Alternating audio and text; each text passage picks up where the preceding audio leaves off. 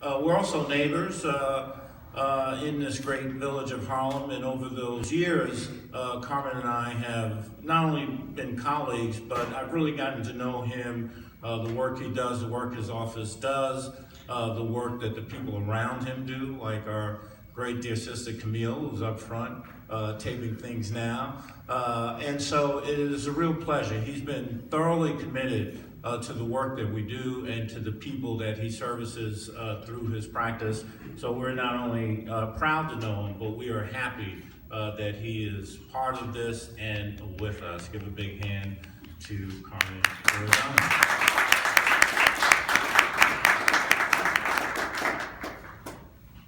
Thanks, ladies and gentlemen. Good evening, and thank you for coming out. I want to thank Mariah Lopez for inviting me to speak. I want to thank Barbara Grace Powler from the Legal Aid Society, the director of the Harlem offices, for being here. And she's going to talk to you also about some issues that affect everybody, that are nuts and bolts, wonderful issues. As Michael said, I've been in the Harlem community and worked here in Harlem and Bronx for about 7 years now exclusively after moving uptown from downtown. We practice my office in the civil rights area.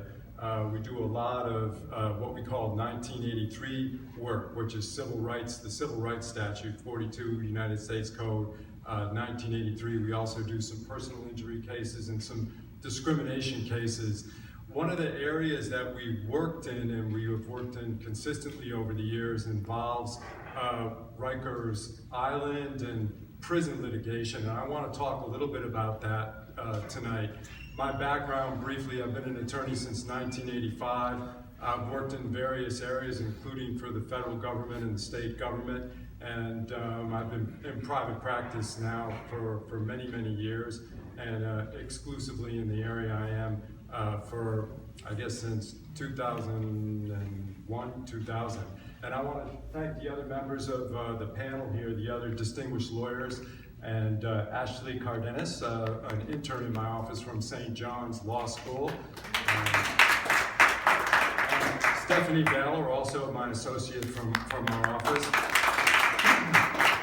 And the way we normally do things, we try to move quickly because we know you folks have questions. I just wanted to thank the panel because I already presented recently on civil rights generally, and I don't want to appear greedy. I just want to let everyone know it was Mariah's idea, not me. So I'm not trying to get 2 bites of the apple here, but I really appreciate it. So I want to talk a little bit about Priya, then I'm going to talk about Dasa and Hasa. Those are Santa's reindeers.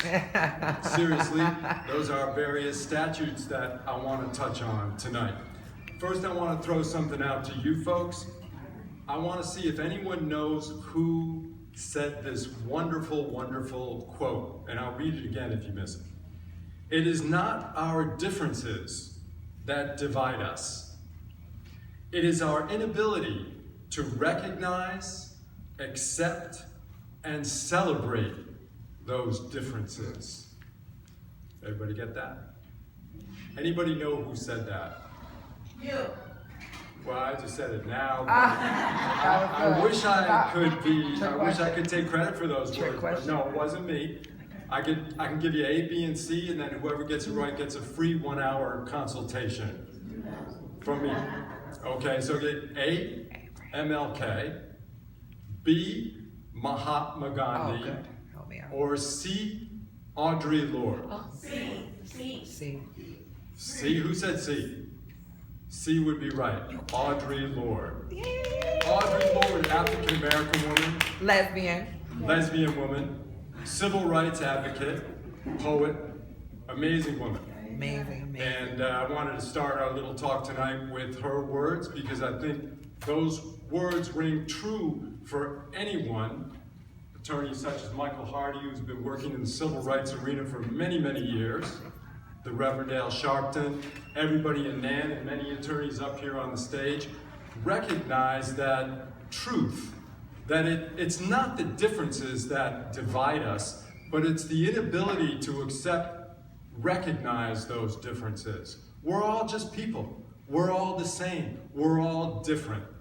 It's easy to discount those differences or look askance at those differences, but the more we as individuals recognize and accept the differences, we can work together. And I'm very proud to be part of NAN's legal panel, and I'm very proud to be here on, as Mariah said, this historic occasion where the community, the LGBTQ community, is invited into NAN, and there's an alliance that has developed. Because certainly we have a common enemy.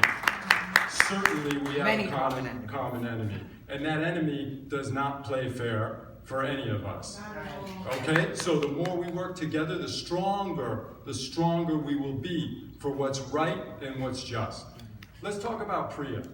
My office the last couple of years have handled a couple wrongful death cases at Rikers Island. Andy Enriquez died in solitary confinement, 17 years old, ignored, horrendous medical condition, died very, very painfully. Right now we're litigating the Victor Woods case, and a gentleman who died while in Rikers Island, Tier 4 in AMKC. So we do a lot of civil rights cases at Rikers Island. The Prison Rape Elimination Act, that's what I want to bring to your attention now. PREA, the Prison Rape Elimination Act. Trans community in particular, okay, intersex community in particular, has the highest incidence of rape and sexual assault throughout the nation, perhaps throughout the world. New York City, Rikers Island, has the highest throughout the nation, highest incidence of assault and rape, okay? And very high for people that are trans and intersex. So the Prison Rape Elimination Act was enacted by Congress, I believe, in 2003, and only now, and I think it's July 26, everybody has to turn out on July 26, 1 p.m., 125 Word Street, second floor. There will be a hearing on rules that were just recently proposed by public advocate Letitia James to implement a federal law that was enacted in 2003, because they're nowhere near compliance with that federal law. Nowhere near. And just to make you aware of some of the provisions of that law, whether you're a sympathizer to the community, whether you know somebody in the community, whether you have a cousin, whatever it may be, okay? That law has some very good provisions, and if you want to relay your experiences, or you know someone that had an experience at Rikers Island, because it's often not reported, it's generally poorly investigated by the Department of Corrections. There's a study called the Moss study that just came out fairly recently, and they reviewed the investigations of sexual assault and rape at Rikers Island in 2014, and they determined that they don't interview witnesses, they don't pull the video, they don't do an adequate investigation. They sweep it under the rug, and I can tell you, that's what happens at Rikers Island. That's often what happens at Rikers Island. Okay, so it's a very difficult job to clean up Rikers Island. There have been some changes that are made, but you'll have an opportunity if you want to submit comments. You can submit comments through our office if you want to remain anonymous. We'll write up the letter for you. We'll send in the email for you. If you don't have a fax machine, we'll fax over the comments, but provide your experiences so people know what goes on at Rikers Island. For instance, one of the things that PREA covers is, instead of just funneling individuals that are transgender into one place or the other at Rikers Island, there'll be an assessment on a case-by-case basis. There'll be an inquiry as to how they identify beyond just the biology, because that's not what it's about. We're all complex individuals. We have our own personalities. Human rights recognizes that every individual has a right to their own identity, whether you like it or not. That's just the way it is, and that's the way it's going to become, and that's the way it's got to become at Rikers Island. So that's one of the provisions, for instance, of PREA. Basic things like, you have to have a proper search of individuals. You can't have a correction officer just go up to somebody and grab their crotch. Whether you're trans or not, it's not fun. Pull down their pants. Show me what you are. I want to know. That's not permitted under the federal law. That's what goes on at Rikers Island. That's not cool. That's not humane. That's got to stop. Okay? So there's got to be a proper search that's conducted, an inquiry into the individual. Who would you prefer to have search you? A male guard, a female guard? Okay? And there's a cover-up policy also. For instance, the statute's very long, the rules are very long, they're a very particular type of coverage for the statute. But one of it is a cover-up. If you're in a particular unit, if you identify as a trans female, you shouldn't have male guards walking into the shower. Okay? That's the kind of thing. And you know, the trans unit that they put into Rikers Island is a wonderful thing. But if the staff members at Rikers Island are predatory, what good is a trans unit? It's like putting all the chickens in the chicken coop and isolating them right there for the fox and inviting the fox in. So the trans unit is great, that was developed at Rikers Island, but we need to get beyond that. A little bit said about Priya, please, July 26th, spread the word, it's very important. This is one of the aspects of improving Rikers Island that you can participate in, okay? Rights for everybody across the board. All right, DASA. So the only thing I wanted to say about DASA is that, you know, I have two daughters that are in grade school right now. Well, one in grade school, one has just finished her first year in high school. And I really applaud the programs that they have at the School for Diversity. I really like that. And I think it's very important for our children to be exposed and educated at an early age to basic human rights concept. Give them the math, give them the English, give them the basic decency and human rights. DASA is the Dignity for All Students Act. That's a state statute. There are some of the provisions that are patterned after Title IX, which is the federal law, but there's a body of law that applies to education which protects transgender, intersex individuals. Starting at the second grade, you have individuals who they're not feeling their biology. They recognize that they're a different gender. This body of law protects them. There are several provisions in state and federal law that protect children. It's got to start with our children, because if the kids are in an environment where bullying is okay, bullying anyone, bullying a little girl because she's overweight,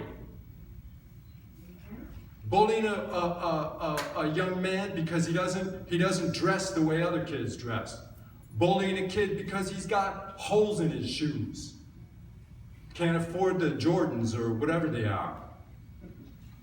That's bullshit. That's not man. Sorry, that's Jordan. Okay? That's not cool. So DASA is a good law to protect those individuals. Bullying is not tolerated. Okay? There can't be, we're going to tell your mom you're dressing up a certain way. You disenfranchise those youth early, they're going to wind up on the street, they're going to wind up in a lot of problems. We want to protect them. A lot of them are very smart. A lot of them will go on to find the cure for HIV or tuberculosis. We got to protect everybody. We got to protect the vulnerable. That's DASA. You know anybody in that situation? Any little one? Get them to a lawyer right away. If the principal or the administrators or whoever in the school is not paying attention to some problem. And by the way, I wouldn't want my son bullying anybody. That's not cool. Whoever they are. I don't want to teach my kid to be a bully. I want them to focus on the studies. So it's good for everybody, all across the board. Okay? And the last thing I want to mention before I give a brief introduction to Barbara Graves Poller, who is a tremendous attorney, who really has devoted herself. She could write her ticket to work for whatever corporate law firm and make as much money as she wants to make. But she has chosen to be an advocate, to be a human rights attorney, to be someone wonderful. Our society needs to recognize these people, needs to honor these people, and needs to make it more and more possible for these people with funding to work to protect the rights of everybody that otherwise can't afford an attorney. Okay? For me, I gotta make money. You come to me, you're gonna pay me, or you're gonna give me my contingency fee. And I dare to say that's probably true with all the private lawyers up here. Okay? This woman is an exception, and God bless her. So I just want to mention that the HACA law, which was recently signed by Governor Cuomo, is a wonderful thing, okay, because it extends the services, including apartments, to people who are HIV positive but are not necessarily showing the symptoms. And for many, many years, it was that group of people was excluded from the benefits of HACA. There are advocates who believe that there could be a danger in this law, because what about the high-risk community? Break it down. What about the people who are high risk for HIV? They're excluded from that group who receive benefits. So we want to take it to the next step, perhaps. We want to think about additional laws and additional rules that will also protect the high-risk people. So not just serum-positive individuals have the benefits that other people need too. That being said, once again, Barbara Grace Poller, thank you everybody for your patience.